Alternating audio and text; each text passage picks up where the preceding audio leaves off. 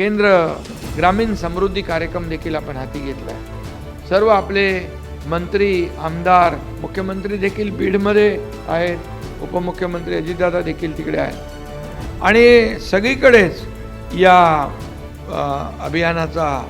अभियानाची सुरुवात झाली आहे। त्यामध्ये ग्रामीण भागातील गरिबी कमी करणे, अल्प रोजगार करणाऱ्यांना सक्षम करणे, असे अनेक त्याच्यामध्ये आपले जे काही उपाययोजना आहेत त्या आहेत।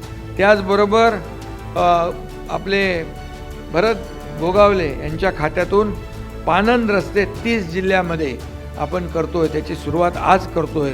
5106 किलोमीटरचे ते रस्ते आहेत आणि 1100 कोटी रुपये त्याला खर्च आहे। त्याचा देखील शुभारंभ आज आपण करतोय मोदीजींच्या वाढदिवसानिमित्त।